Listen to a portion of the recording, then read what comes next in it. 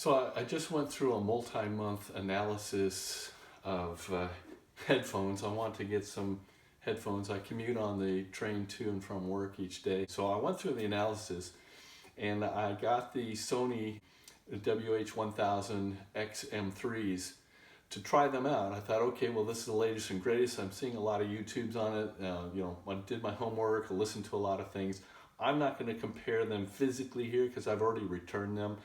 I decided to go with the Bose QC35 II, and so I thought I'd make a video as to why I did that and see if it helps you make your buy decision. The Sonys sounded great. They do really have a good sound, at least to my ears. The Sonys sounded clear. I love the bass that they have. The noise canceling on it is better than the Bose, in my opinion. It does close out, keep out more noise. I really like that too, because that's nice. On a commuter train, you get people talking around you, you get somebody on the phone, and you don't really want to listen to their conversation. You want to watch your movie or listen to your music or just block out sound. And the Sonys did a great job at that. The fit was nice. They were comfortable. They were fairly light. They didn't stick out hugely. They were slim enough. They looked nice, I thought. The slide controls are really nice. I like that. It goes along with the slide controls of, modern things that you see nowadays. You don't see as many buttons. In fact, the phones are getting rid of buttons as a general rule. And then the USB-C and the fast charge and all that is nice. As far as the duration, the number of hours, I charge them up every couple days anyway, whether it's the Bose or the Sony. So for me, the listening time, as long as it was reasonable, 10 hours or more, I'm fine with either one of those. For me, if I get on an airplane, the longest flight I'm going to have is 5 hours probably. Any of these are going to do that. And then you just charge it up again. So I didn't see that as any big deal. As far as the downsides, for me, they got really hot. The Sonys got hot on my ears, and I got sweaty. I didn't like that. I don't like sweaty ears and all that. And they did feel just a little bit closed, more open than the XM2s, but definitely. And they're lighter on the ears, but they still, for me, I got that sweat, and I didn't like that at all. One of the big killers for the XM3s, the Sonys, was the voice call quality. Now, this doesn't apply to everyone, but for me, I'm commuting on the train. I need to be able to make and receive calls. The voice quality on the Sonys, it sounded like I was talking with my hand over my mouth. And I actually have some examples. What I did was I called myself and left myself a voice message. This is a test of the WH-1000XM3 Sony headphones. I'm in a quiet room. I'm speaking normal, I think, and there's no noise in the room. What I'm going to do now is turn on background noise of a train, because I take the train into downtown LA during the work week. So now I have the background noise generator going. This is from mynoise.net. They have one on mine, train noises. I'm going to shut it off now. And based on previous tests, the sound is kind of muffled on these headphones when I'm speaking. So that is the conclusion of this test of the WH-1000XM3s. And this is a test of the Bose QC35 II. I'm in the exact same environment as I was with the WH-1000XM3s, the Sonys. And I'm actually on the exact same phone call, because I called and left myself a message, and it gave me the option to send a message again. So I'm sending a message from the same phone call, same room, different headphones. The Bose are more comfortable. There's more room for my ears, and they just feel a little bit lighter. So I'm going to turn on the background noise. Okay, I just unmuted it. Now, from a noise cancellation standpoint, More of that background noise does get through. It's not a huge amount, but it is different. I can tell the difference. But this is the Bose with the background noise of the train. I'm now going to shut the background noise off, and I'm going back to a quiet environment where we started out. So this is a test of the Bose QC35 II, and this concludes this test. The other downside of the Sonys is there was no sharing of music. In other words, in the app, you couldn't take, if someone else had a Sony headset, you couldn't just, whatever you're listening to, share it with someone else. If I take a plane trip with my wife, we'll want to watch a movie together. I'll put it on my iPad. I'll put a movie on there or a TV series, and then we'll just watch it together.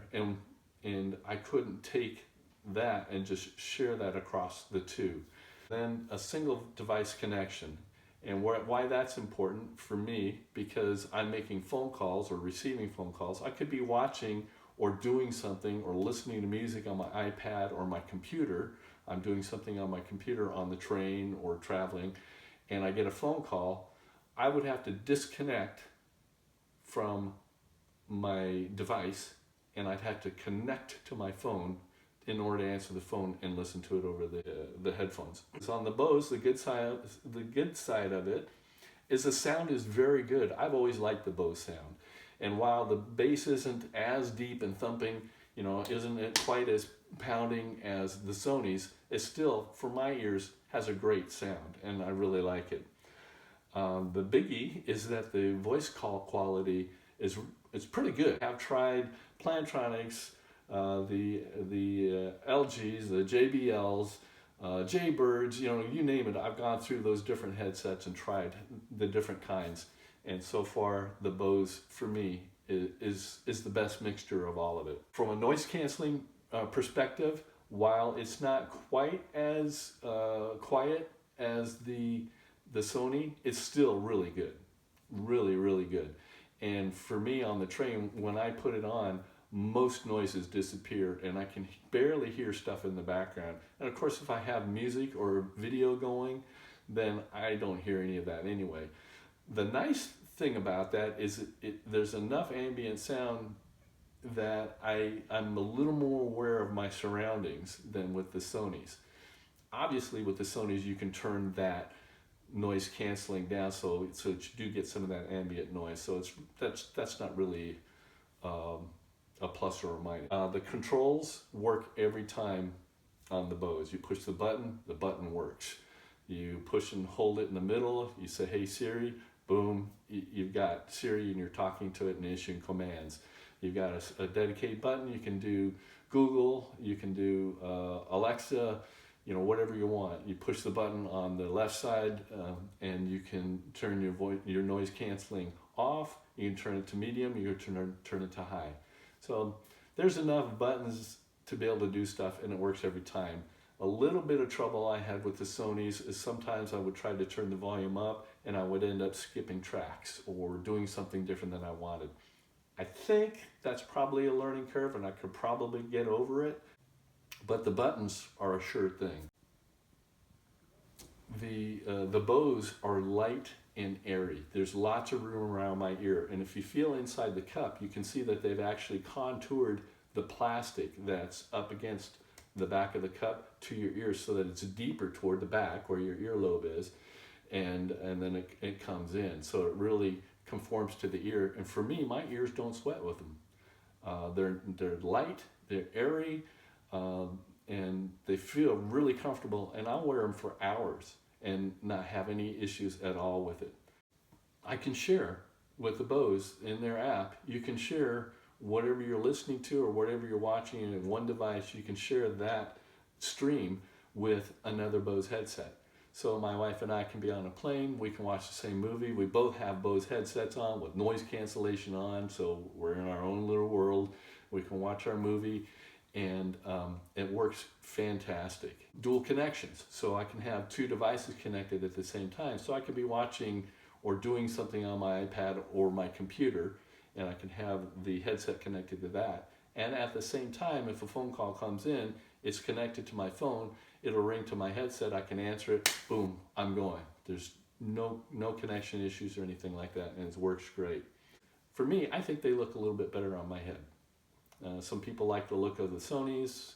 I prefer, sleek, and I don't want to stand out too much. I just like something that kind of conforms to my head. These seem to do it a little bit better for me. That's a subjective thing. So what are the bad of the Bose? For me, there's just the two things. One is the bass isn't as deep as the Sonys, and I'm just comparing these to the Sonys. And the noise canceling is not as good. I would like the better noise canceling, and that's why I wanted to try the Sonys. Those are the only two things that I could come up with. Everything else is equal or better with the Bose, in my opinion. So the bottom line is excellent sound quality, excellent noise canceling, good voice call quality. It's light and airy on my ears. It's got the dual simultaneous connection with two devices, and you can share the music, you stream the music between two headphones. That closed the deal for me. I took the Sonys back. I'm happy with my decision, and I'll have these for years. I hope this helps you make a buy decision. If this was helpful to you, push the like button, and good luck in your decisions.